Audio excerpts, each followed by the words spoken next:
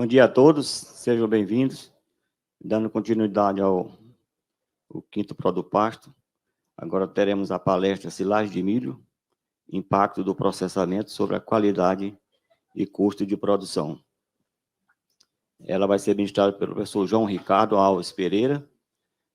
O professor possui graduação em zootecnia pela Universidade Estadual Paulista Júlio de Mesquita Filho, em 91. Mestrado em Nutrição Animal e Pastagem pela Exalc-USP, em 1995, e doutorado em Zootecnia pela Unesp, campus de Jaboticabal, em 1999. Atualmente é professor adjunto da Universidade Estadual de Ponta Grossa, no Paraná. O professor João atualmente atua na área de nutrição de ruminantes, com ênfase nas áreas de conservação de forragens e nutrição de gado leiteiro e gado de corte. Atua ainda como consultor das principais empresas de máquinas e equipamentos para processamento de forragens no Brasil. Então, seja bem-vindo, professor. Bom dia a todos.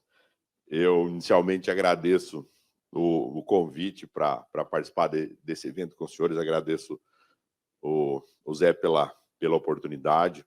Agradeço o pessoal do Sebrae, que essa semana de tranca estrada aí não foi fácil a gente chegar a acertar tudo lá, passagem, trajeto, enfim, mas o Marcos lá, o guri que cuidou disso aí, foi bastante disposto e competente. Vamos lá? Bom, então vou falar com vocês sobre processamento. Primeiro eu quero dar uma geral para vocês entenderem a importância, o porquê de se fazer silagem, para eu depois explicar o processamento. Legal? Vamos lá.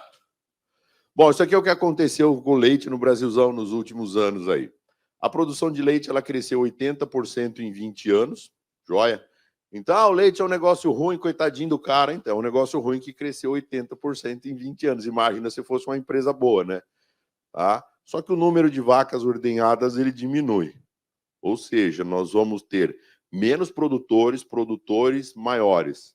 Entendam isso como quiserem, vocês vão ter menos clientes e clientes maiores. Isso é um sintoma bom, porque, na verdade, ele é uma leitura da intensificação do sistema, joia? E quando a gente fala em intensificação do sistema, não precisa nem juntar pedra no saco para jogar. Tá? É questão de eficiência. Se vocês pegarem a avicultura, é uma situação de eficiência. Se você pegar a suinocultura, é uma questão de eficiência. E as pessoas confundem sistema de produção com o que o bicho come. Se comeu silagem, cara, é comida. Comida não é sistema de produção. A gente tem que separar as duas coisas aí. Vocês olharem a pecuária de corte, a mesma coisa. O ano passado nós confinamos aí dos animais abatidos que efetivamente passaram por confinamento. 6,5 milhões de cabeça. É muito pouco, né? Então a gente estima hoje que seja em torno de 17%, 18% de tudo que foi abatido passou por confinamento. Tem a questão da suplementação, isso já aumenta bastante, mas eu estou me referindo a animais exclusivamente de confinamento. Tá? Então, vocês olharem aqui de 95, né, para cá, a área de pastagem diminui e a área de agricultura ela cresce. Isso aqui eu gosto de colocar, que é um gráfico do crescimento da soja. Se eu brinco que nós da pecuária pudesse fazer uma tatuagem no braço para homenagear alguém, tinha que ser a soja, beleza? Cara, revolucionou, ela que está viabilizando essa mudança.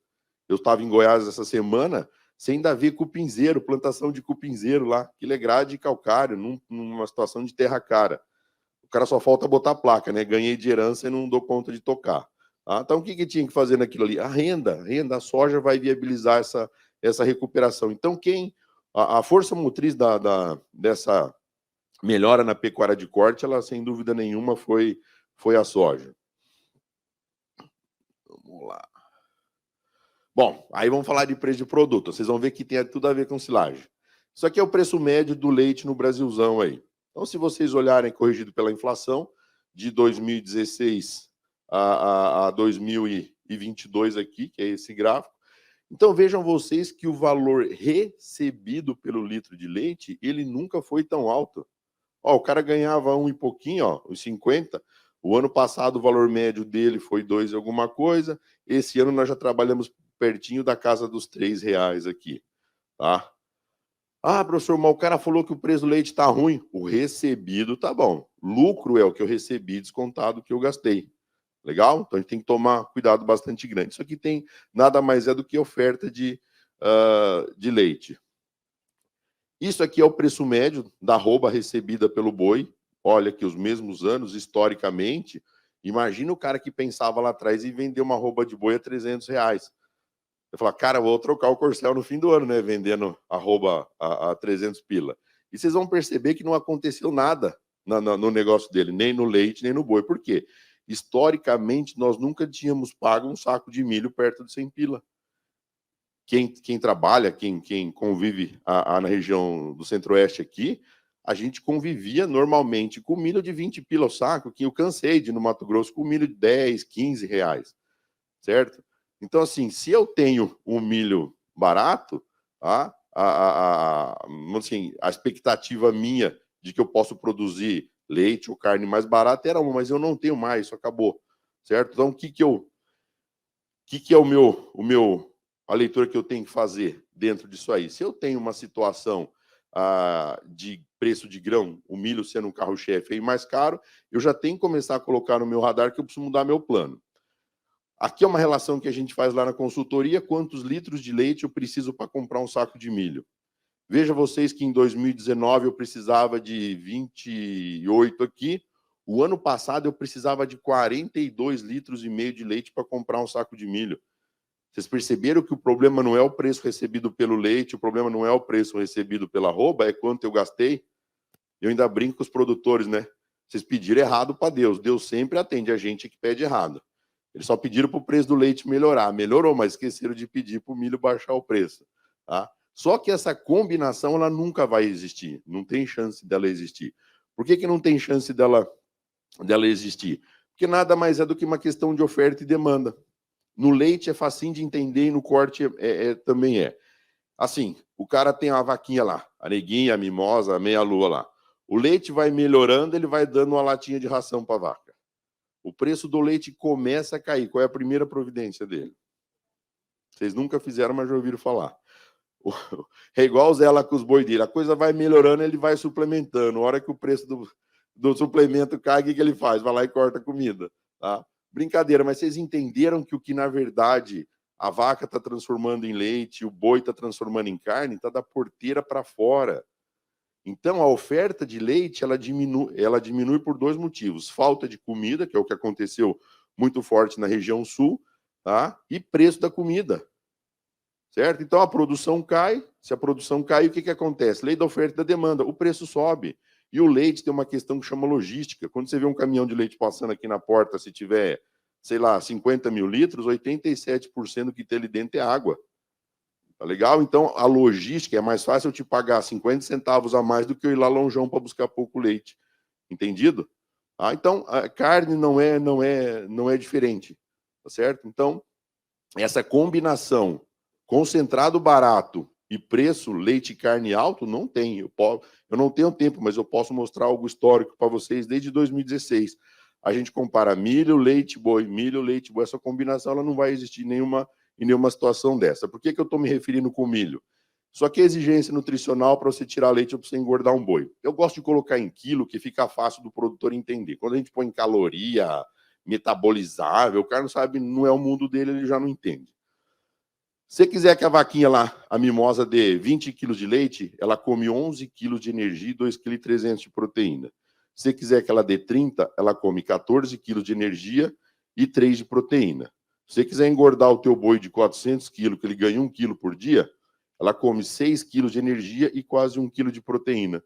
Vocês perceberam que a relação é 5 para 1? O que eu tenho que ser bom para produzir dentro da fazenda? Energia. E a nossa cultura é a tal da proteína. Professor, esse capim é um espetáculo, ele tem 15% de proteína. Tá, quem que são os outros 85%? Ah, eu já não sei, né? Você comprou um carro zero porque o acendedor de cigarro pisca, o farol é amarelo. Tá claro? A nossa demanda, cara, é produzir energia dentro da fazenda. Paga um pouquinho a proteína, até porque comida tropical alta em proteína nem tem. Quando aparece alguma coisa de 15%, a pessoa faz até festa.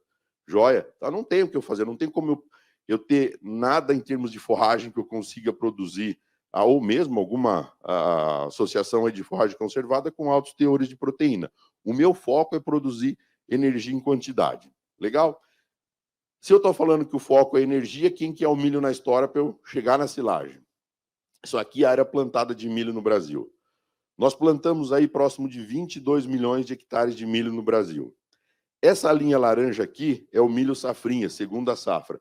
Percebam vocês que a gente ainda chama ele de safrinha. Ele era marginal até 10 anos atrás aqui. E a linha azul é o milho verão. E já nós temos a terceira safra, que ela já seria mais para o norte, um irrigado no Mato Grosso. Ou seja, nós temos 3 safras de milho no Brasil.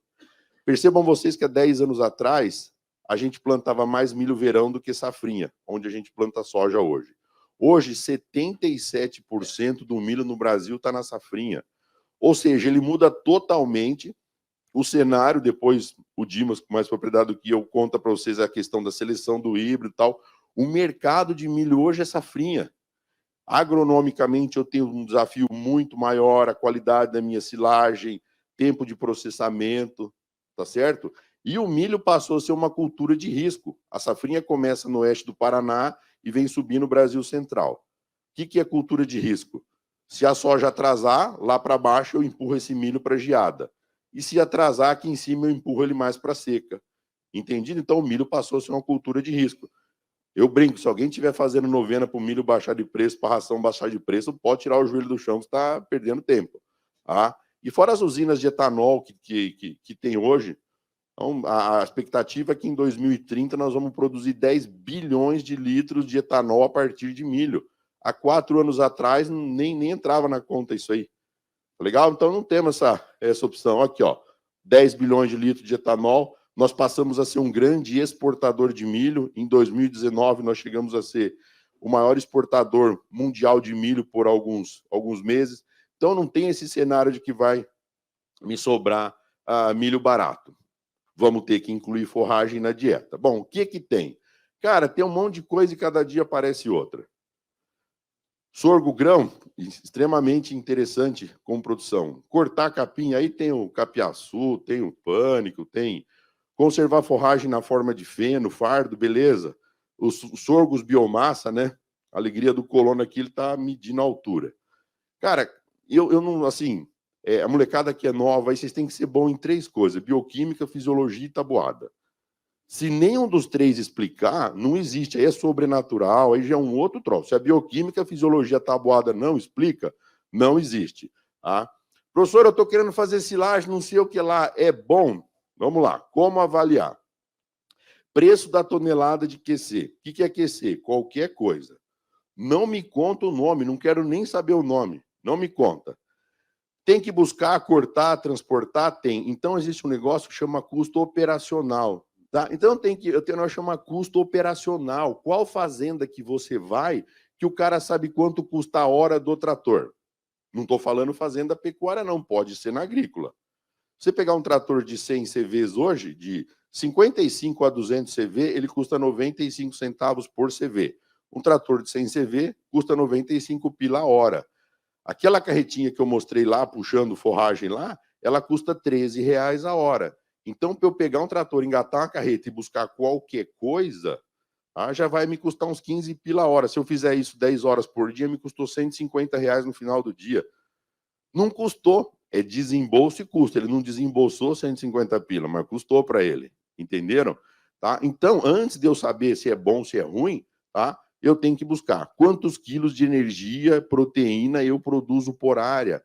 Vocês querem conta mais básica do que a matéria seca? A comida, o nutriente está na matéria seca, beleza? E os caras não fazem conta.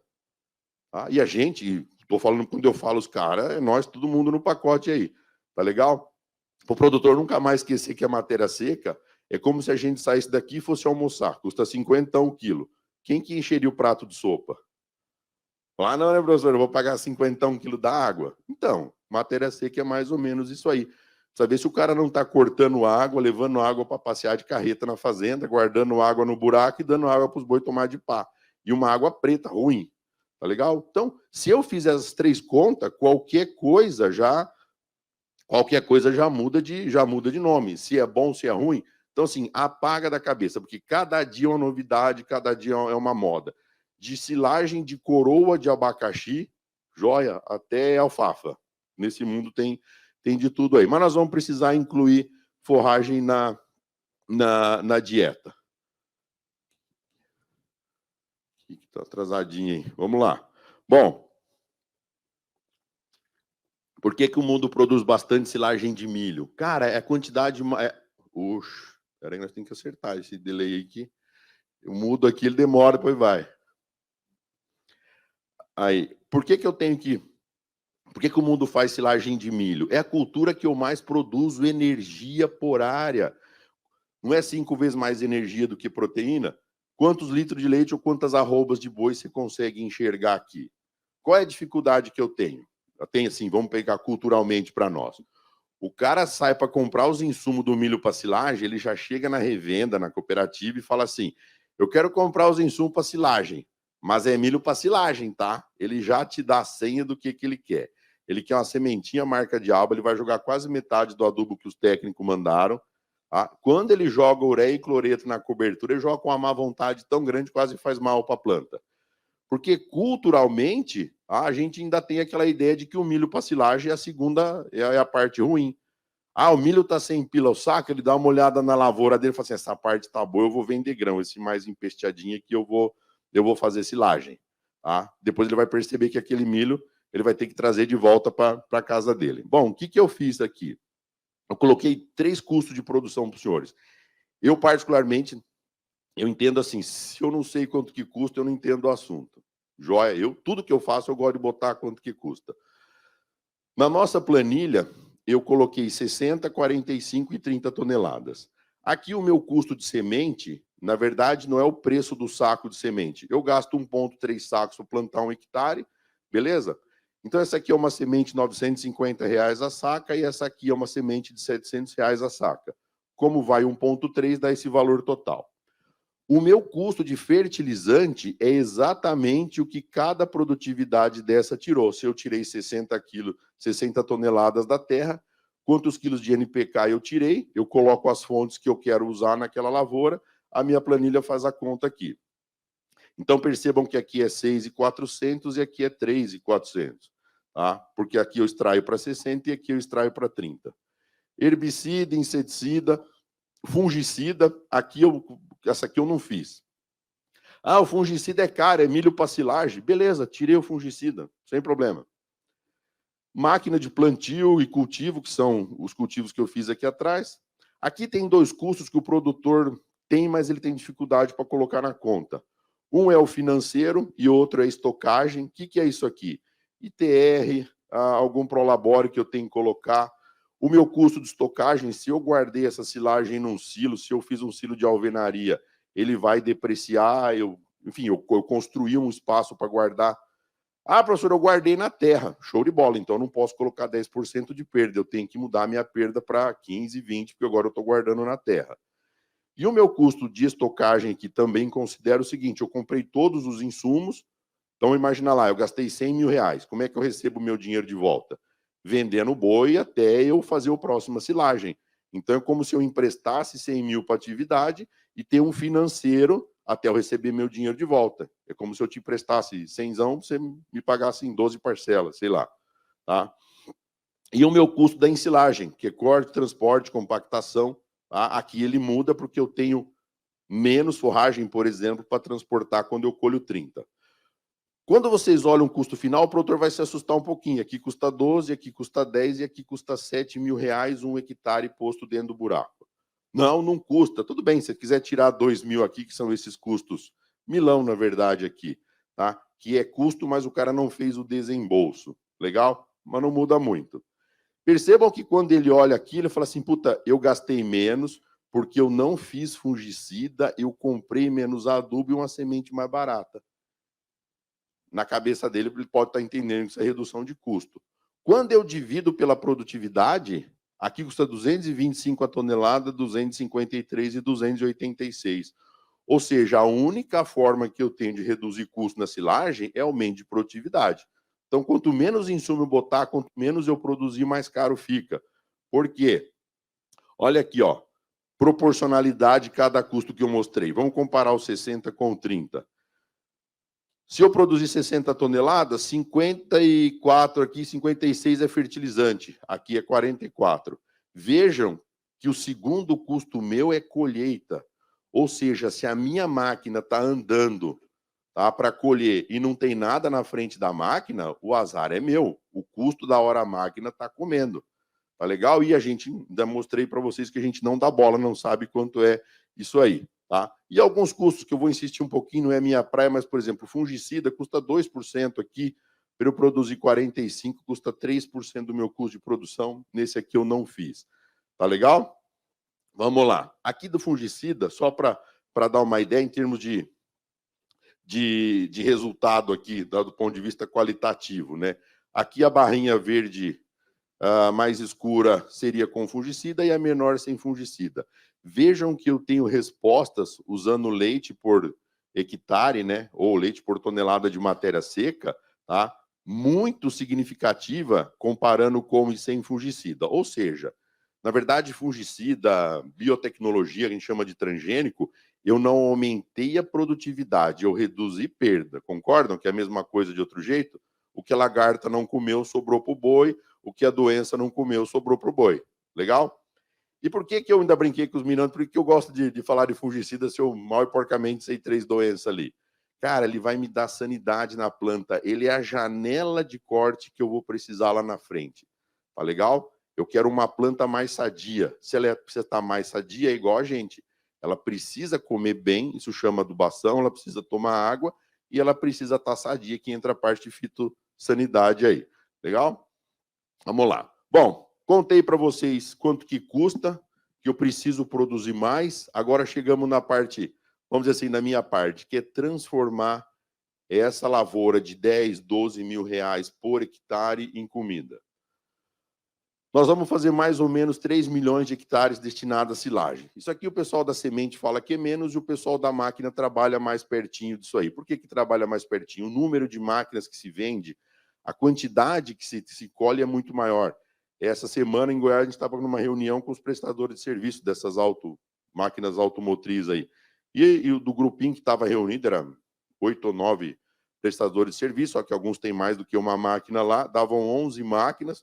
Os caras colheram quase 50 mil hectares de milho para silagem na safra passada.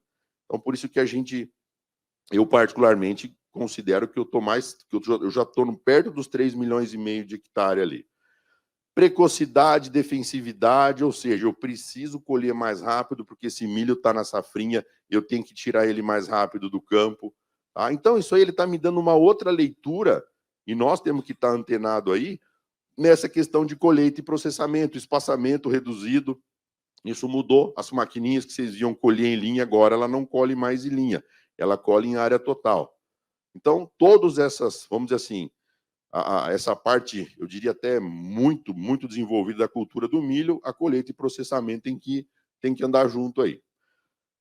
Começando do básico, ponto de colheita de milho. Ah, professor, eu vi na internet lá, o Zé falou lá que é não sei quanto lá. Cara, vamos eu particularmente consigo fazer esse mundo entre a academia e o mundo lá fora. Eu sempre brinco, né? Se eu tive uma boa ideia, eu preciso saber quanto que ela vale, se o cara consegue executar. Joia? O que seria ponto de colheita? Vocês vão achar 2 cenários. Na verdade, 2 recomendações aí. Matéria seca e avaliar pelo milho. Vou explicar primeiro pela matéria seca. O que eu fiz? A gente trabalha a classe de São Paulo para cima. Eles são clientes nossos, então eu pedi para o cara me mandar um mapa de colheita. Então, essas máquinas, algumas delas, vêm com tecnologia embarcada. Ela quantidade de massa verde que eu colhi, teor de matéria seca, quantidade de matéria seca colhida. Eu não sei se você consegue ampliar um pouquinho, que eu acho que eles estão tendo dificuldade para ler essa parte aqui. Tá? Joia. Tá? Então, eu pedi para fazer um mapa e considerando teor de matéria seca. Legal? Aí, eu projetei isso aqui. Isso aqui é uma área de lavoura e vejam vocês que na parte mais verde claro aqui, eu tenho um teor de matéria seca menos de 34. Na parte mais vermelha, os pontinhos vermelhos, eu tenho um teor de matéria seca de 48%. Ó que sensibilidade do negócio. Vocês sabem por que esses pontinhos vermelhos na beirada da lavoura, as plantas têm 48% de matéria seca? Quem é do ramo sabe. É milho roubado, o cara roubou a espiga, a planta morreu, joia. Tá? Aí, então, ou seja, a sensibilidade é grande. Mas vamos esquecer a beiradinha do 48. Cara, aqui eu tenho 39, eu tenho 37, aqui eu tenho menos de 34, aqui eu vou ter uns 34, 35. E eu tenho um gradiente de matéria seca aqui, tá? De 14 pontos percentuais. Eu saio do 34 e chego no 48. Por que eu estou preocupado com isso aí? Ah, o pessoal aparece lá falando assim na internet. Ah, você vai lá, corta 20 plantas, tritura as plantas, pega o airfry da patroa, micro-ondas da mãe, coloca num pinico, não sei o que lá. Cara, nem perca seu tempo, nem perca seu tempo. Primeiro que se você entrar aqui, olha o gradiente que você tem. Segunda coisa, vamos pegar 10 hectares de silagem, que não é muita coisa. Se tiver 50 mil plantas por hectare, quantas deram? 500 mil plantas. Você vai entrar com um facão, cortar 20, passar no micro-ondas e vai falar para mim que o teor de matéria seca daquelas 500 mil plantas é aquele ali? Lembra porque eu falei que precisa ser bom em tabuada? Tá? Então, cara, nem vai dar certo. Ou ele entra aqui no meio. Professor, eu fui lá no meio, tá? Quanto que deu? 36. Aqui já passou, aqui tá verde, tá? Nem perca tempo. Comecem a medir por isso aqui, ó. Desenvolvimento do grão. A partir da metade da linha do leite, daqui para frente. Por que a gente colhe milho verde? Há 10 anos atrás, 12 anos atrás, as ensiladeiras que a gente tinha no Brasil tinha 10 facas, 12 facas agora. Nós tínhamos uma estrutura de máquina para colheita muito deficitária. Então, se a gente tentasse colher um pouquinho mais para frente, eu ia ter uma demanda maior de processamento de grãos. Tanto que hoje você manda o cara colher nesse estágio aqui, ó, 2/3, 3/4 da linha do leite, a gente já chama de milho passado. Olha, isso aí estava passado. Não é que estava passado, é a parte boa. Quer ver? Ó, isso aqui é trabalho de estagiário. Do tempo que os estagiários era bom. Tá? Silagem verde, ponto de pamonha passado, metade da linha do leite e 3/4 aqui. Percebam que a quantidade de leite ou a quantidade de carne por hectare, ela aumenta. O que eu tenho que ser bom aqui? No processamento. Só que eu tenho que explicar para o produtor. Se for para errar, erre para frente. Na verdade, não é errar para frente. Vamos começar a levar nossa silagem para cá. Professor, mas a planta já estava seca. Entenderam por que eu insisti no fungicida? Por que eu insisti numa adubação com nitrogênio e potássio? Tá? Então, a janela de corte eu ganho levando a minha planta para a sanidade para eu colher mais carne ou mais leite por hectare. Joia? Quanto que custa fazer errado? Já que eu vou falar de processamento e custo, lembra que eu mostrei uma lavoura de 60 toneladas para vocês? Tá? Então, eu peguei essa lavoura, colhi ela com 38 de matéria seca, peguei essa mesma lavoura e colhi com 30 de matéria seca.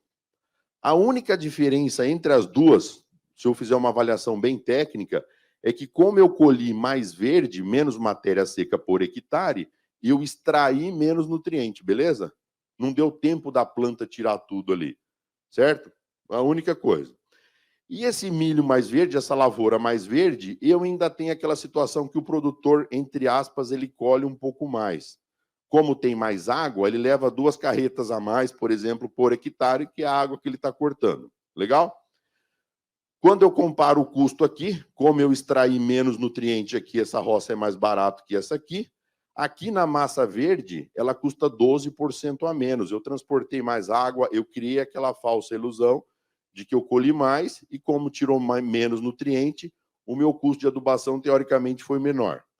Quando eu faço isso na matéria seca, a lavoura mais verde custa 11% mais cara do que a lavoura no ponto correto. Quanto que é 11% no meu custo de silagem? Se eu somar fungicida, inseticida e herbicida, ó, dá 2, 4, dá 8. Ainda falta 3. Se eu te desse o herbicida, fungicida, inseticida, ainda sobrava troco.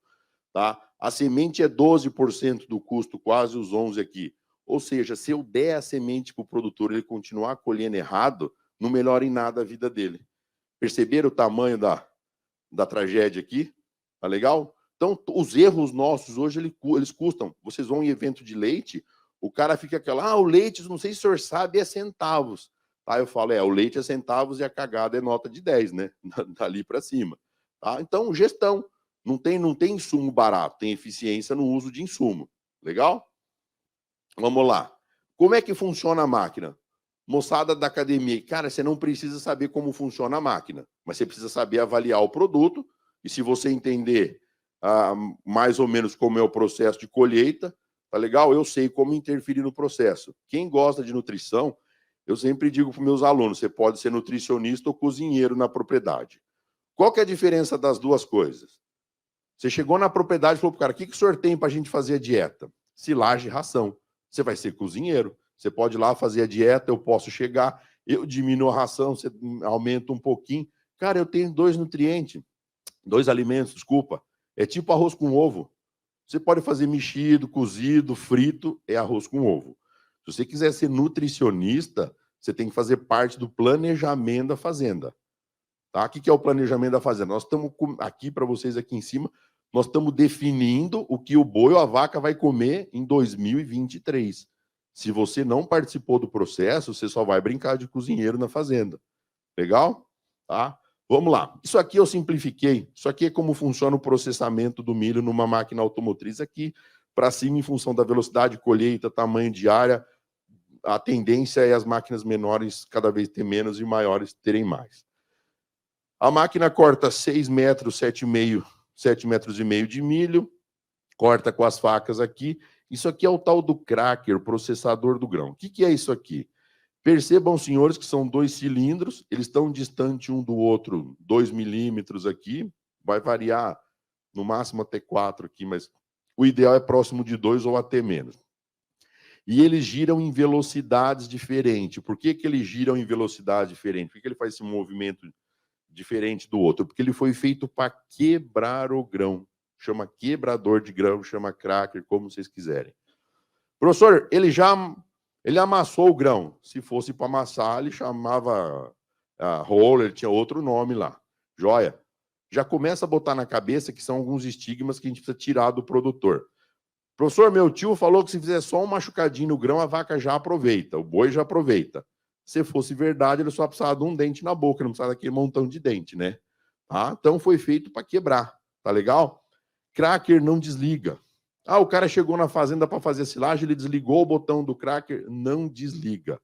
Certo? Isso aqui é um ajuste que ele faz com chave, ou se a máquina for nova, tem um comandozinho lá, que aí ele aproxima ou afasta isso aqui. Ou seja, essas máquinas foram feitas para quebrar o grão, inclusive a ensiladeira de linha.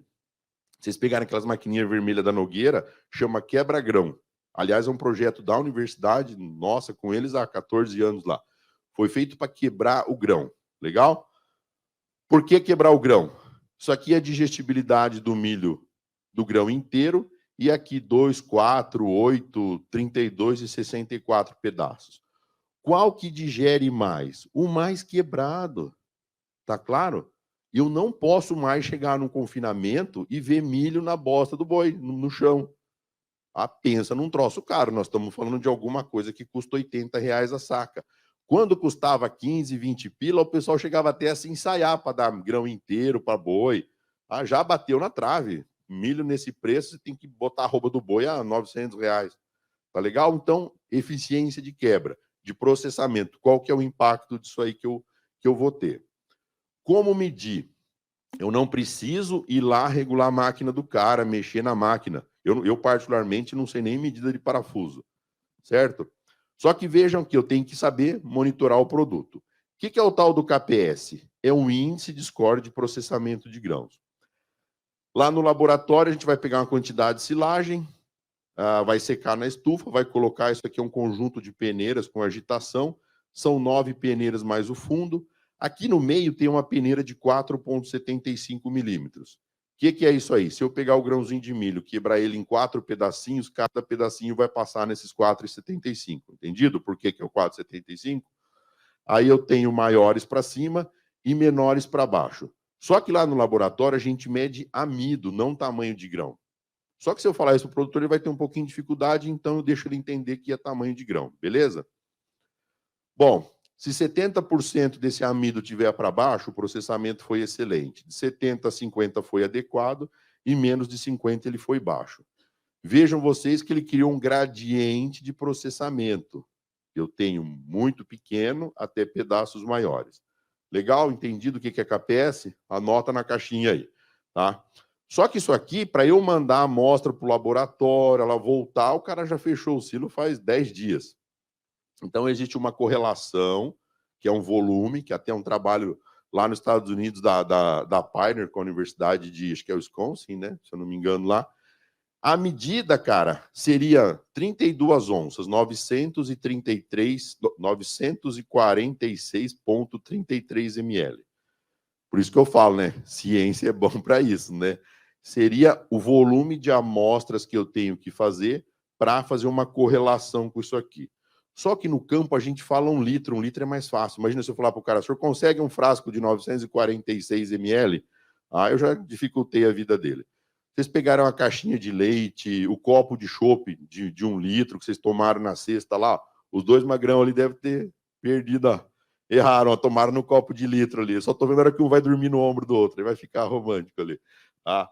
Então, o que acontece? O que você tem que fazer? Essa aqui é a medida. Quando eu achar mais do que 2 grãos inteiros, ele só está me dizendo que esse score de processamento, esse gradiente, ele está piorando.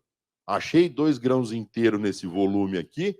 Opa, precisamos mexer na máquina porque o processamento de grão está caindo. Legal? Cara, mais simples que painel de Jeep, né? Não tem jeito do cara apertar o botão errado. Então, tá fazendo silagem, pega 1 litro lá, distribui ele na lona ali e fica procurando o grão inteiro. Começou a aparecer maior, é um indicativo de que o KPS está reduzindo. Beleza? Coisa simples. Nós temos que pegar a complexidade da ciência, vamos chamar assim, e simplificar para o produtor. Se esse KPS diminui, obviamente aumenta a quantidade de amido fecal. Legal? Legal. Quanto que custa isso? Essa redução na produção, o leite é o indicador mais fácil que tem na ciência aí. Então, diferentes índices de KPS, qual é a perda de amido fecal, qual é o impacto na produção de leite. Vamos pegar uns 50 aí, que dali para baixo seria ruim.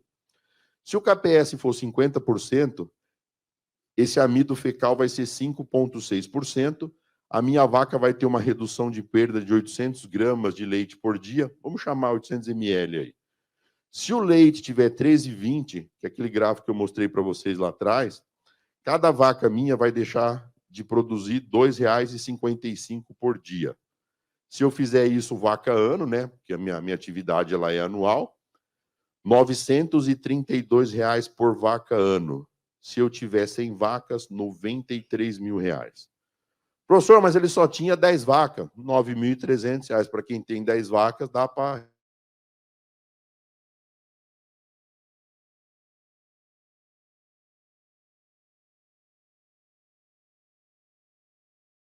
E deu pane.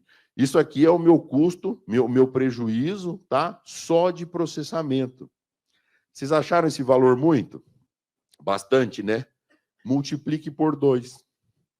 Porque, vixe mesmo, por que você tem que multiplicar por 2? O nutricionista chegou lá, olhou no confinamento dos bois ou na produção de leite. Tá cheio de milho na bosta. O que aconteceu com a produção? Começou a cair. Legal? Qual que é a única forma dele fazer a produção voltar ao normal? Corrigindo a dieta.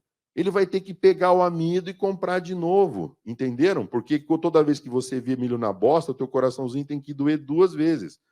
Um é o que você viu na bosta, o segundo é que você tem que ir na rua comprar ele de volta. Tá claro? Ah, então, olha o tamanho do impacto. Quando eu tinha milho de 15 pila, ninguém dava bola. Quando eu tenho milho de 70, 80, dói o bolso e o coração. Legal? Vamos lá. Isso aqui é um negócio legal que a gente fez junto com os meninos da cooperativa lá. A gente já convive e vai conviver cada vez mais, que quem vai fazer o serviço de colheita é um serviço terceirizado. A terceirização é um negócio fantástico. Principalmente na pecuária, o cara não tem máquina ruim, defasada, ele não sabe operar. terceiriza o serviço, que é uma bênção de Deus, vamos chamar assim. Então, qual que é o perrengue? A silagem ficou ruim, a culpa era do operador, era o produtor que contratou o serviço, era o nutricionista que assessorava ele lá. Eu mostrei isso aqui nessa semana, inclusive na reunião com os prestadores de serviço. Olha que legal que a gente fez com os meninos lá da cooperativa. Nós fizemos uma simulação de qual seria o prejuízo ou o ganho do produtor e eu estou disposto a remunerar melhor o serviço do cara que colhe para mim, beleza? Aí para eles eu mostrei para o prestador de serviço como ele vende mal o serviço dele e como que o produtor ou o nutricionista que atende a propriedade, tá, não sabe intermediar esse negócio. Eu peguei aqui uma situação que eu tenho uma vaca que me dá 30 quilos de leite por dia. Pessoal, eu estou usando muito o exemplo do leite porque é o que a gente tem na ciência hoje de contabilizar essa perda, legal? Entendam como indicador. Na carne, obviamente que ele existe, mas a gente não tem esse indicador de forma mais fácil lá. Então, eu peguei uma vaca que me daria 30 quilos de leite. Na dieta dela tem 10 quilos de matéria seca. O prestador de serviço vai me cobrar R$ 1.200 por hectare colhido. Eu estou disposto a pagar o ágio para ele de 1,5% em função dessa qualidade. E o leite está aos mesmos 3,20 que eu já mostrei. Estabeleci uma régua aqui, ó, um KPS de 55%. Lembra que ele começa a ficar ruim abaixo dos 50%? E de 70% para cima ele é excelente? Então eu peguei um 55%. Eu botei a régua mais para baixo do que para cima. Se o KPS der 55, a minha vaca não dá 30 quilos de leite, ela dá 29,2. Lembra a tabelinha que eu acabei de mostrar? O cara recebe os R$ 1.200 dele, fez a minha silagem e boa. Isso aqui são 3 lavouras diferentes. Uma que me produz 10 toneladas de matéria seca por hectare, uma que produz 12, uma que produz 15. Se vocês dividirem isso aí por 0,35, que seria mais ou menos uma matéria seca média, vai dar quase 50, aqui vai dar 40 e pouquinho, aqui vai dar uns 30 e pouco. Coloquei uma lavoura safrinha boa aqui, beleza? E uma verão mais ou menos aqui, tá? Se eu transformar essas lavouras em leite, quando eu mando uma análise bromatológica leite por quilo de matéria seca, elas me dariam esse valor aqui, beleza? Bom, o que eu fiz? Se esse cara sair de um KPS de 55 e pular para um KPS de 65, o que acontece aqui? A minha vaca agora sai de 29,2 para 29,74. Cara, a minha vaca aumentou meio litro de leite porque ela deixou de perder milho na bosta, legal? Eu combinei com o cara que eu estaria disposto a pagar para ele por isso. Em vez de ele receber 1.200, ele passa a receber 1.380, ou seja, R$ 180 a mais por hectare. Ah, mas o senhor vai pagar, vai ficando mais caro. O problema na terceirização é que a gente não está preocupado em ganhar dinheiro, você está preocupado se o cara que você contratou vai ganhar. Tá? Então, precisamos melhorar um pouquinho. Vamos lá, estou disposto a pagar. Só que se eu pagar para ele R$ 180, como eu ganhei ou deixei de perder esse volume de leite, olha nas diferentes produtividades da minha lavoura. Eu ganho 1.500 nessa, eu ganho 1.836 nessa e 2.340 e dei só 180 para ele. Vocês entenderam qual que é a importância de eu, como zootecnista na propriedade, saber medir o negócio que eu estou falando? Ciência sem régua é simpatia, beleza? Podem dizer que é a mesma coisa. Tá legal? Tá? Então, esse aqui é o impacto do processamento. Eu preciso criar uma ferramenta, eu preciso criar uma situação de relacionamento, que a gente conversava ontem, para a turma da ciência falar com o cara que pilota a máquina, senão nós vamos ficar perdendo tempo lá. Legal? Aqui eu coloquei, o Dimas é o cara, não é pela situação, mas o Dimas que fala depois de mim, na minha, é o cara, acho não, tenho certeza, o cara que mais entende de sorgo no Brasil, por isso que eu coloquei isso aqui de propósito. Tudo que vocês quiserem saber de sorgo, perguntem para ele. Tá? Cara, a área de sorgo no Brasil, ela vai passar de 1 milhão de hectares. 1 milhão de hectares, legal?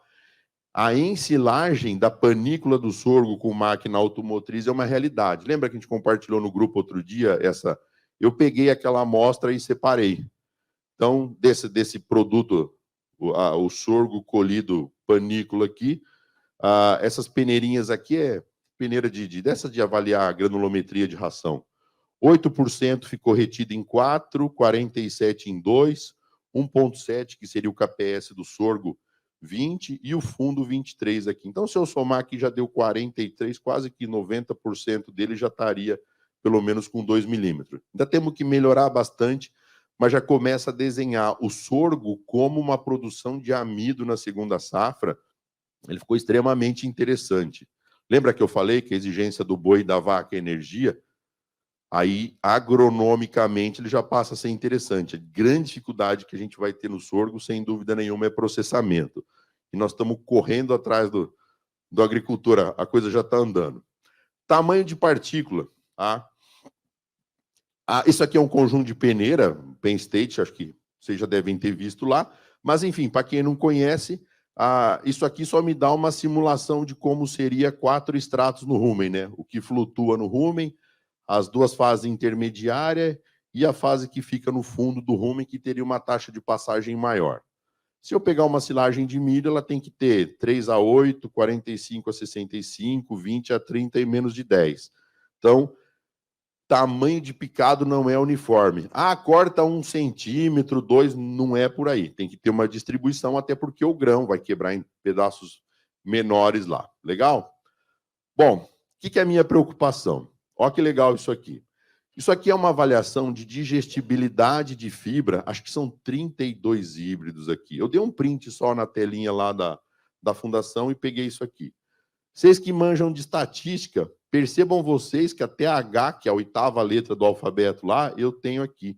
Estatisticamente, eles são muito iguais, a digestibilidade da fibra. Professor, então quer dizer que o Dimas lá não faz nada para melhorar a fibra? Todo dia e de mais à noite o cara está fazendo. Qual que é a dificuldade? O ambiente, quando homogêneo, a diferença fica muito pequenininha. Só que o ambiente ele impacta 3 vezes mais na qualidade da fibra do que a genética. O que quer dizer isso aí? Eu não estou plantando meu milho na safrinha, não mostrei para vocês que 77% do meu milho está na safrinha? Qual que é o desafio agronômico para a planta? Ele é grande. Por que ele é grande? Toda estiagem, todo esse estresse que a planta vai sofrer, a defesa dela qual que é? Ficar mais dura. Concorda? É só vocês verem uma árvore de cerrado, vocês que moram aqui para cima. Vai comparar com as árvores de um país temperado lá. Então, a defesa da planta é ficar mais dura. Lembra por que eu falei de fazer fungicida? Eu estou tirando o estresse da planta na expectativa de que ela melhore a qualidade da fibra dela. Então, do ponto de vista genética, não vai ser fácil ganhar alguns pontinhos. Eu vou ter que melhorar bastante o ambiente aqui. Qual que é a expectativa nossa em relação a processamento? Isso aqui, a Claas, essa empresa de colhedora lá, eles têm um cracker, um processador, aquele que eu mostrei para vocês lá do rolo e tal, que é o Shadley, que ele tem vamos dizer assim, uma característica de processamento bacana. Conseguem enxergar aqui que isso aqui é o colmo do milho descascado? Então, na hora de quebrar o grão cracker, ela consegue descascar boa parte desse caule do milho. Por quê? Porque a parte dura no caule é a beiradinha aqui da planta. Joia? Aqui no meio, ele é menos lignificado. Então, se no processador ele descascar, o aproveitamento pelo boi, pela vaca, ele passa a ser maior. Legal? Isso para nós vai ser muito interessante, além da quebra do grão. Por quê? Porque eu vou ter um desafio grande na minha cultura do milho, eu já tenho uma expectativa de que a qualidade da fibra não é boa. Se eu puder agregar alguma coisa, já melhora. Outra questão, acenda uma luzinha amarela aí, a turma da nutrição aí. Aquele negócio de fibra efetiva na dieta, o pessoal já está achando que boi come por metro, né? Não, tem que fazer fibra longa. Os caras já põem uns pedaços de pau desse tamanho na frente do boi para ele comer. Aí dá segregação de coxo. Mas vamos lá. Se a fibra não é boa, que a gente já sabe que não é pelo desafio agronômico, quanto maior o tamanho do picado, menor a degradação. Legal? Tá? Então, tomem bastante cuidado aí que tem gente que aumenta o tamanho, fazer fibra longa para o boi. Aí o desempenho começa a cair. Aí ele vai lá e põe amido na dieta. Sabe? Tipo enxugar gelo no sol. Eu aumento a efetividade da fibra, cai a produção, eu aumento o amido, o risco de acidose, enxugar gelo no sol. Legal?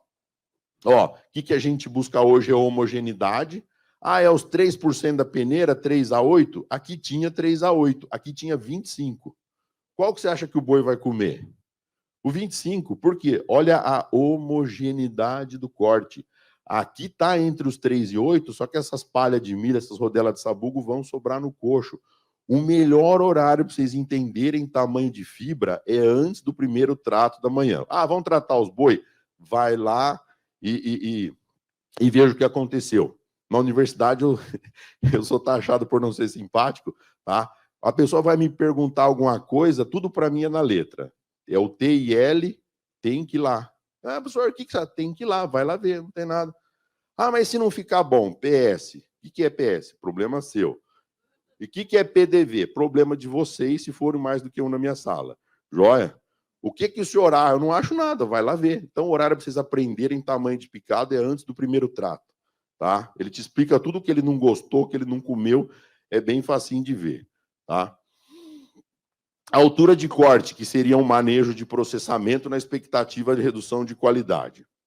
Isso aqui, esse trabalho que originou essa situação aí no Brasil, ele é da década de... Década não, 1991. É o Martinho Savinsky, sabe, lá do Paraná? É o trabalho de graduação do Martinho Savinsky. O bom da gente ficando velho é que a gente já tem a história, já tem todo um histórico ali, tá? E a expectativa é o seguinte: à medida que eu vou aumentando, elevando a altura de corte na colheita, eu vou aumentando a concentração de grãos na minha silagem, reduzindo a concentração de fibras e vai aumentando o teor energético, beleza? Beleza. Ciência sem consequência, eu ainda brinco. Bom, o que é o plano do cara? Primeira coisa, deve ter o pessoal da agronomia aí que manja de fisiologia, de adubação. O pessoal veio com a história que quanto mais alto eu cortar, eu deixo potássio no pé da planta. Olha só, tá? Não, eu vou elevando a altura de corte, o potássio está no pé da planta, eu deixo o potássio no solo. Primeiro que potássio é um nutriente móvel. Ele faz parte da abertura do estômago da planta. Ele nunca foi estrutural, nunca foi. Ele faz parte do balanço hídrico da planta. O pessoal da veterinária, da zootecnia aí, lembra a bomba de sódio e potássio? O balanço hídrico? Legal? O potássio, a função dele é essa. Mas, professor, quando ele cortou mais alto, ficou potássio no toquinho. É porque ele só analisou potássio. Se ele tivesse analisado nitrogênio, um monte de coisa ali, o toquinho também ia ter isso aí. Legal? O que fica ali no impacto não é o meu futuro, não vai impactar no meu negócio. Por que eu fiquei preocupado com isso aí? Como o cloreto, a adubação KCL foi lá em cima o preço, praticamente chegou a quase R$7.000 a tonelada. Primeiro plano do Tarzan, qual que foi? Já que eu corto alto, vou jogar menos cloreto. O que aconteceu com a produtividade do milho? Foi lá embaixo. Aconteceu com o custo de produção? Foi lá em cima. Pensa, perdão da palavra, numa cagada cara. Legal? Vamos lá. Quando você aumenta... Isso aqui é um trabalho bacaninha da Fundação ABC, a gente só ajudou uns palpites lá.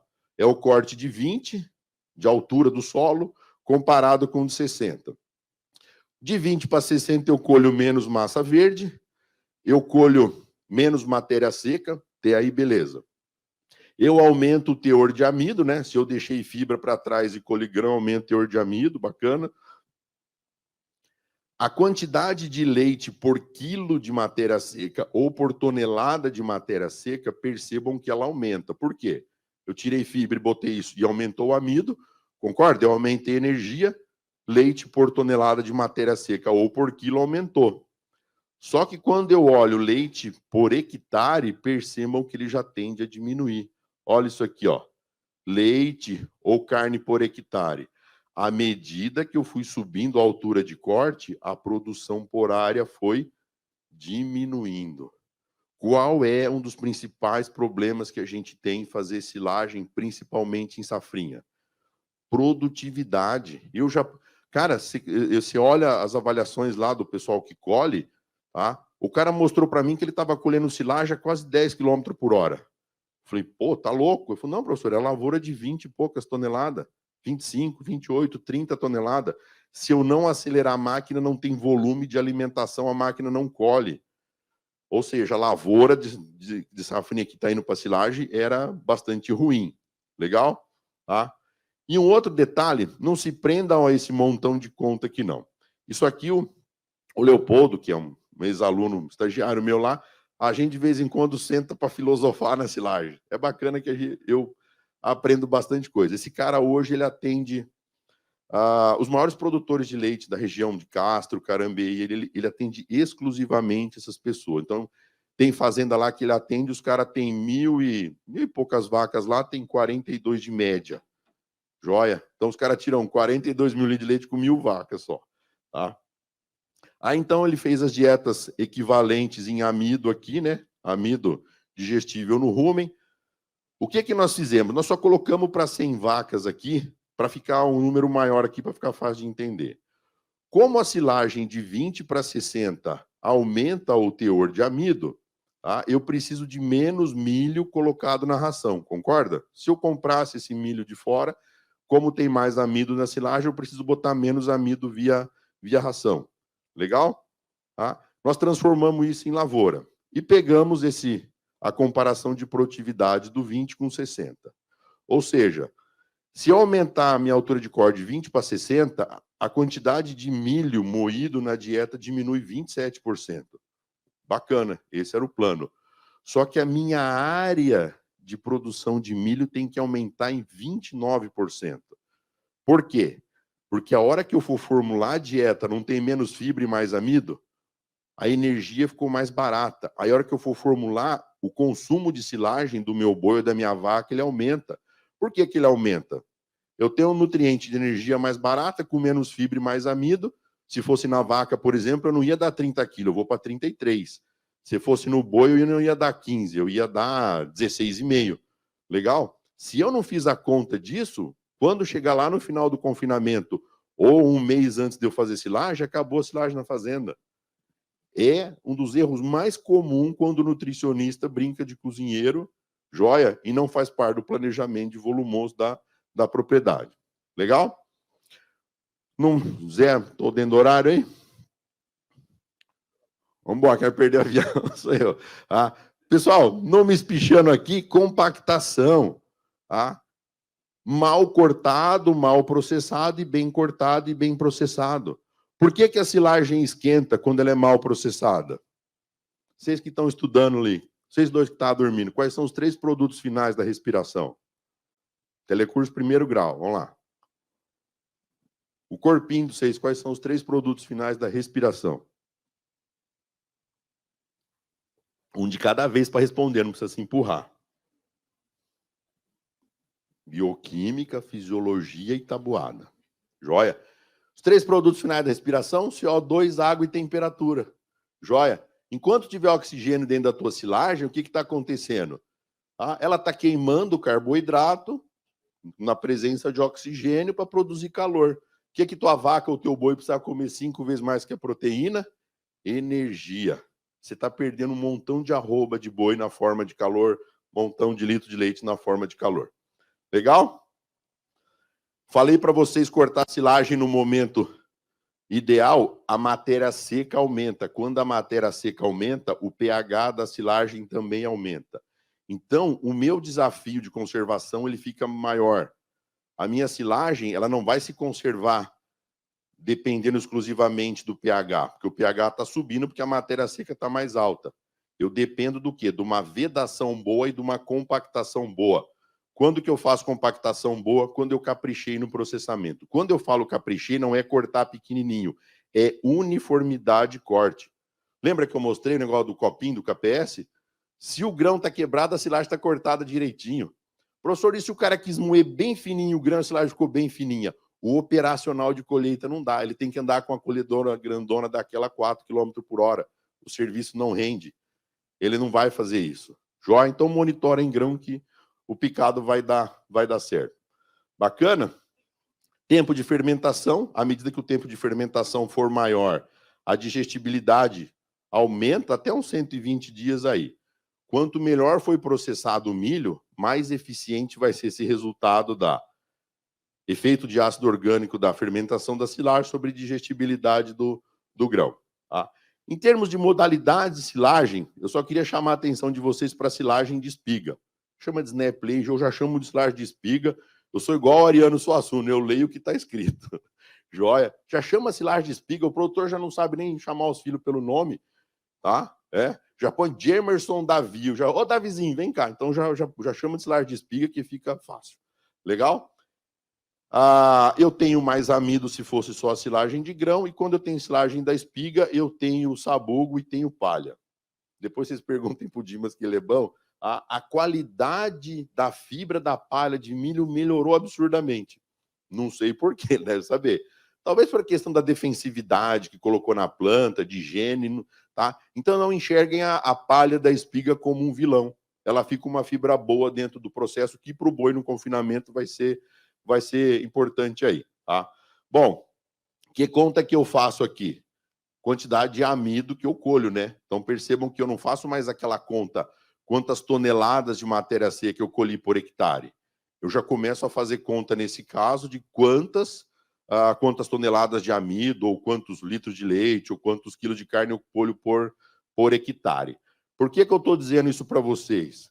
Cara, põe no radar que isso aí está acontecendo numa velocidade grande. Uma pena o professor Tiago não poder ter vindo, porque ele é uma referência nisso aí.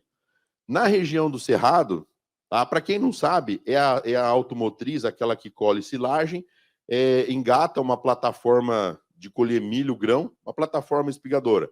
Então, a plataforma pega a planta, tira a espiga, a automotriz vai triturar, vai picar essa espiga e vai jogar no caminhão, na carreta aqui, ele vai fazer o silo. O operacional fica muito fácil. Eu não preciso colher o milho grão, moer o milho, colocar no silo e compactar. Eu já levo a espiga moída aqui. Então, o operacional fica fácil. Se você trocar essa plataforma aqui, daí 3, 4 horas você já pega essa máquina e já vai colher silagem, só trocar a plataforma. O prestador de serviço fica mais fácil. E por que aqui no Cerrado fica interessante? Porque eu colho a espiga e eu deixo essa matéria orgânica, num solão arenoso desse aqui, matéria orgânica vale quase igual silagem. E vejam que aquele milho safrinha, que não era uma Brastemp do ponto de vista de produção de matéria seca por hectare, do ponto de vista de produção de amido, ele já fica interessante. Eu dou uma outra leitura para esse milho da safrinha. Legal? Então vai crescer bastante isso aí. Só uma dica. Bacana? Pessoal, eu agradeço aí a atenção dos senhores. Muitíssimo obrigado pelo convite. Reitero o agradecimento ao pessoal do Sebrae aí, que nós ficamos uma semana, cada hora eu ia chegar num horário e voo, enfim, tanto que eu tenho que voltar correndo para Palmas agora. Obrigado aí pelo convite, eu estou à disposição.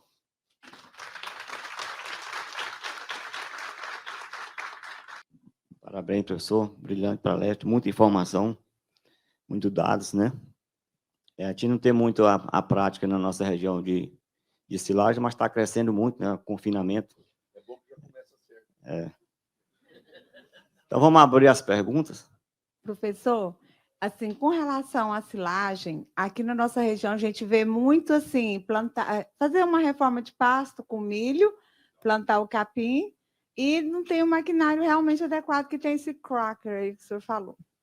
E aí, nesse caso, então, de certa forma, o senhor quis dizer 100% que a gente vai ter um resultado muito ruim lá no final na nutrição, justamente porque o milho não foi quebrado, certo?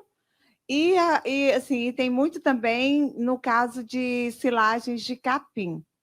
No caso, e também do capiaçu, agora que também está muito na moda. Por exemplo, assim, em termos, porque no caso de automotriz aqui, eu vi que nem a automotriz que tem de prestação de serviço conseguiu cortar uma mombaça com eficiência num período chuvoso. O que o senhor pode nos orientar com relação a tudo isso, para poder ter uma melhor eficiência na hora da produção da pastagem, para ter realmente um melhor resultado de produção? Vamos lá, vamos por partes. O consórcio braquiária e milho precisa ser bem administrado. Joia? Por que eu digo isso aí? O cara já começa a desacelerar, vamos dizer assim, eu tenho que ter uma lavoura boa, porque a gente chama pasto com milho, né, como sendo uma maravilha. Se fosse guanchume e picão, era mato competição. Então, se eu pensar que a braquiária com milho é uma mato competição com outro nome, beleza? Então, essa mato competição ela tem que ser bem administrada. Tem espaçamento, enfim lá. Por que eu digo isso aí? As máquinas, essas automotrizes elas têm recurso que consegue colher as duas coisas junto. A dificuldade que a gente tinha das máquinas menores, que o desenho dela ou é milho ou é capim. Agora a gente passa a ter uma mistura das duas coisas. Então, assim, elas têm uma qualidade de colheita boa para essa situação. Tá? Aí é uma questão de regulagem, por isso que eu já trabalho hoje junto ao prestador de serviço. Tá? O que acontece? É uma migração. Então, quando vocês falam assim, aqui não tem isso aqui, quem que vai ser o primeiro prestador de serviço que começa a chegar aqui? É aquele que não está dando certo lá embaixo. Ele já tem uma máquina velha, ele é um cara que ele tem que meter o pau para render. Então, você pegar assim em Goiás, que a gente trabalha bastante tempo com consultoria, a concorrência já chegou.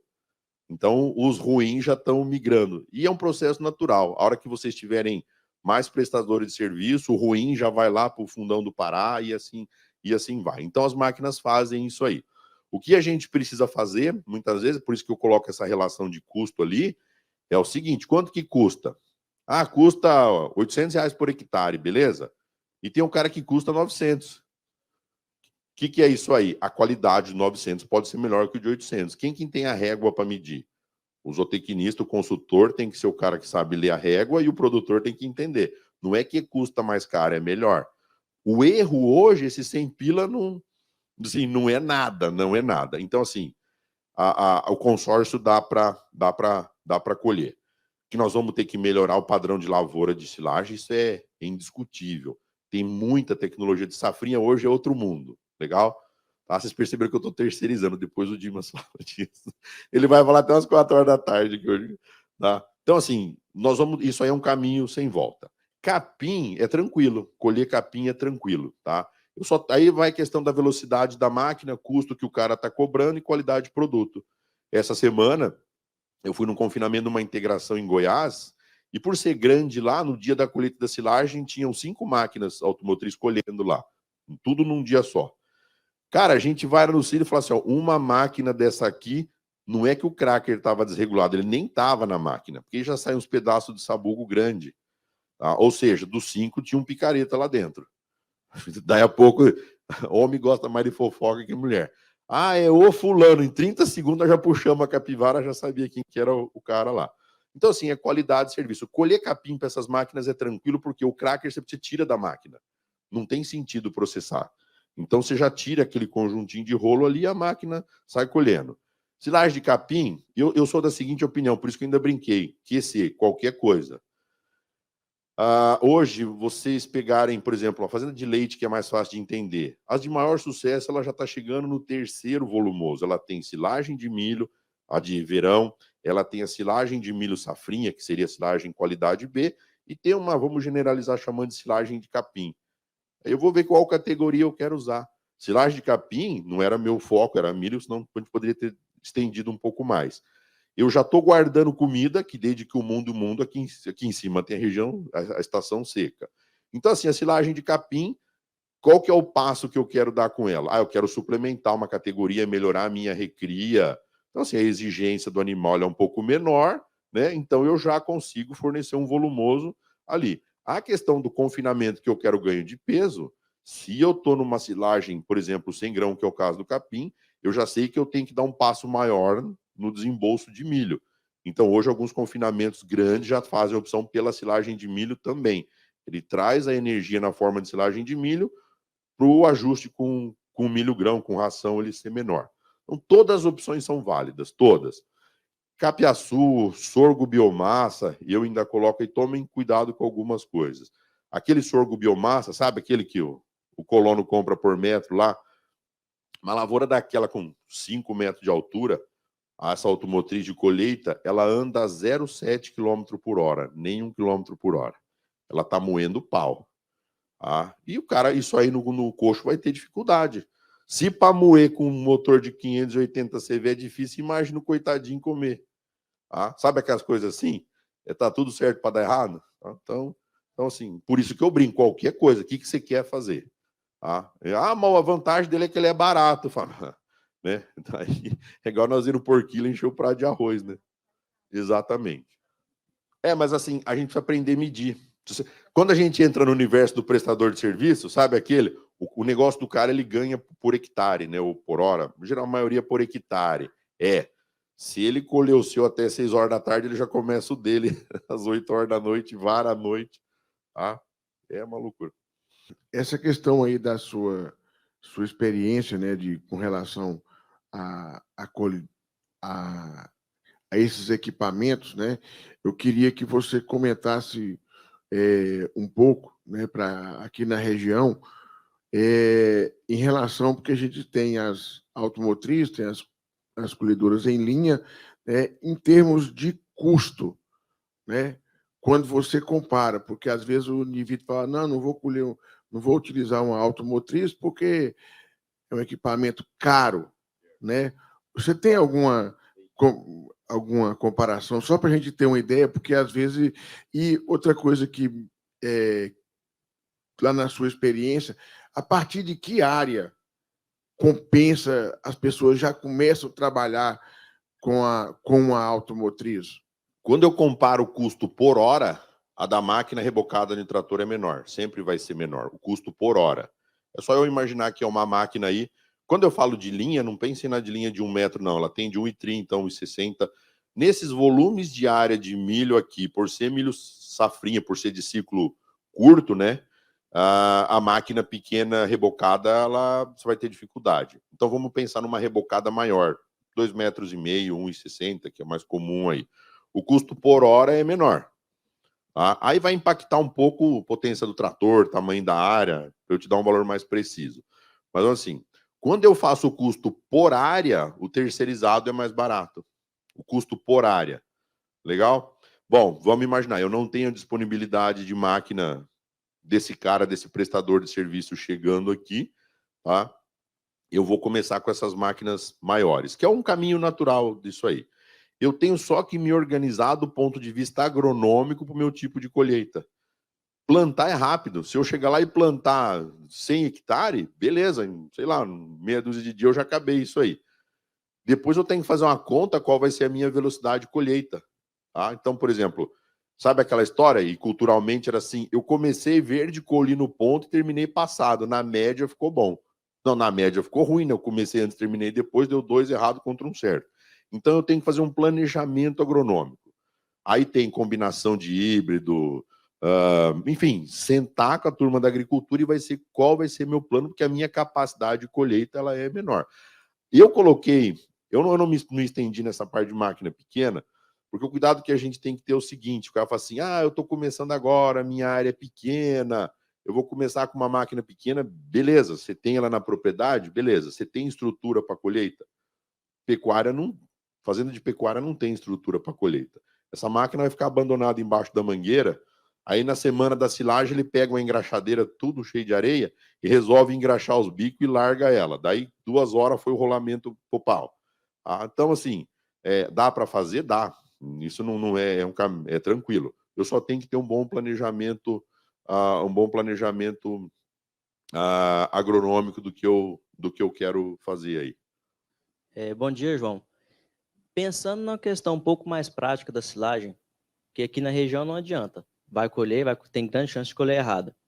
O que fazer para melhorar e até que ponto o inoculante pode ajudar a silagem, tanto de milho como de capim? Tentando corrigir um pouco a questão de matéria seca ou algo do tipo. Vamos lá. A primeira coisa que a gente tem que apagar da cabeça é o tal da correção. Apaga da cabeça. Por quê? A gente estragou muito produto bom, produto bom, que a gente chama genericamente de inoculante, que seriam os aditivos. Por que a gente estragou?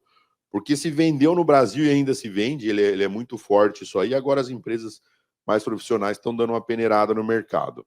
Sabe aquele troço assim, se não ia ficar bom, você põe inoculante. Cara, aí que o colono se largou a fazer cagada mesmo. Falei, não, depois eu ponho o dobro da dose, tá? Então, o teu resultado com o uso de aditivo, ele é tão melhor à medida que você melhora a silagem. Então, a primeira coisa que vocês têm que fazer aí, o pessoal que vai trabalhar no campo aí, é apagar esse negócio assim, como aqui é ruim, como o cara corta mal, como é safrinha, o que eu posso esperar do aditivo? Muito pouco. Tá? Porque, cara, eu estou colocando bactéria. Se eu colocar bactéria anaeróbia, não seja capim ou seja milho, num produto mal cortado e mal compactado, ele vai esquentar. Chegou a 40 e poucos graus, morreram. Ah, professor, para garantir eu pus o dobro da dose. Porra, é o dobro da burrice. Eu morri uma vez, joguei duas. Tá? Então, assim, aí o pessoal traz uma comparação pra gente. Ah, mas por que o americano usa e dá certo? Cara, porque eles colhem 95% da silagem dele com máquina automotriz. Eles têm compactador de silagem. Eu acho que a maioria de vocês nunca viu um compactador de silagem. Legal? A densidade dos caras é 800 kg por metro cúbico. Nas melhores regiões nossas, nós estamos chegando a 650 agora. Tá? Então, à medida que eu for melhorando o processo, nosso foco é processo. É lavoura de capim para silagem, é lavoura de milho silagem, processamento, aí entra o aditivo. O aditivo é bacana, assim, ele vai funcionar por quê? Aí entra a questão de estabilidade aeróbia. Então, se você pegar, por exemplo, na silagem de capim, eu não tenho muita comida para bactéria, concorda? Eu tenho a minha comida para o inoculante, ela é pouquinha. E quem que concorre com a comida? A bactéria boa, e vão chamar de bactéria do mal, você está entendendo? Então, assim, eles são, eu vou ter que usar nesse processo. A minha eficiência ela vai melhorando à medida que eu melhoro o processo. Preocupação, por exemplo, que a gente tem, corte direto, né? Então, pegar, por exemplo, o capiaçu lá. Cara, dependendo do dia que eu fiz, eu tinha 85% de água. Qual era a minha concentração de carboidrato solúvel nesse universo? Baixíssima, baixíssima. Eu ainda brinco, né? O inoculante, a bactéria tem que suar o sovaco para se virar nisso aí, tá? Então, assim, já comecemos a trabalhar. Eu vou usar aditivo, eu tenho que ajudar o aditivo, legal? Eles vão ajudar, resumindo a minha resposta. Vamos fazer ele ajudar mais um pouco. Vai ser lavoura e processo. João, parabéns pela palestra, foi excelente. Ficou bem claro que comparando silagem de milho 30 e 60 toneladas, eu acho que ficou bem claro que quanto mais produtivo, melhor. Mas vamos colocar aqui, o produtor ainda não é um produtor de milho. Entre uma silagem de milho, talvez de 25 toneladas, e silagem de capim, o que seria, a sua experiência aí, que seria mais interessante? A pessoa não tem a tecnologia para milho, tá? Não, legal a pergunta pelo seguinte, vamos chamar de escala evolutiva. Eu não me atrevo a chegar numa propriedade pecuária e falar, cara, vamos plantar milho. Eu gosto da terceirização pelo seguinte, vamos plantar, vamos. Quem que tem uma plantadeira boa? Meu vizinho, o Zé, tem. Eu vou alugar a plantadeira do Zé, ele vai lá em casa e vai plantar. Joia. Só que plantar milho não é de hoje para amanhã. Ele vai ter que fazer uma calagem, ele já vem fazendo isso aí. O que eu faria? Vamos começar a fazer silagem de capim? Que aí você vai dominar o processo, vai aprender a tratar. Cara, silagem de capim no Centro-Oeste, para mim, é uma obrigação. Eu não consigo imaginar uma pecuária sem comida guardada. Não consigo. Sabe quem são? Aqui, a gente pega, por exemplo, como a gente trabalha com eles lá, essas máquinas automotriz grandes, cara, uma máquina que ela custa quase 4 milhões de reais. Os caras estão comprando aqui para cima fazer silagem de capim. Joia. Ah, quem que é? Ah, mas isso é pro grande produtor. Por isso que o rico fica rico e o pobre não sai da merda. Tá? Os caras fazem uma infinidade de silagem de capim grande, tem uns projetos no Nordeste show. Quando chega na estiagem, o que ele faz? Ele compra boi magro do sabido, tá? Enfim, lá, faz pelo menos uma manutenção com silagem de capim, depois ele vai vender em forma de recria ou vai engordar. Não são comparáveis. Capim e milho não são comparáveis. As tecnologias que você está falando, sim. Então eu já falo pro cara, vamos começar na silagem do capim? Aí vai. Depois ele não tem know-how para entrar no milho. O sorgo hoje, eu particularmente enxergo como uma opção interessante. Só tem que desmistificar alguma coisa, porque meu amigo ali é bom de sorgo. O cara fala assim, o sorgo é menos exigente, o menos produtivo, né? Se for para largar aquele troço lá, eu sempre digo, sorgo, bicho, qualquer coisa, não tem menos exigente, tem menos produtivo.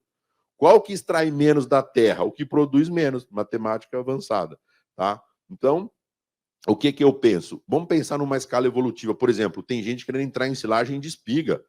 Eu falo, olha, volta pro corpo. Você mal e porcamente fez uma de capim que já não ficou bom. O cara que corta a silagem de capim tá fazendo esse lixo, na silagem de espiga vai ser uns pedaços desse tamanho. Então eu penso assim numa escala evolutiva. Para quem não fez, produziu um milho ruim, faz capim, sem dúvida nenhuma. Ah, mas ele vai ter que comprar o milho para corrigir. As perdas dá para você comprar o milho 2 vezes. Legal? Então, assim, a técnica, a gente tem que dominar a técnica para... Não são produtos comparáveis. Quando a gente for fazer silagem de capim, tomem muito cuidado o que vocês querem guardar.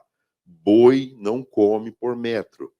Tá? Ah, professor, na internet tem o James Bond lá que vai engordar 100 boi com 2 hectares.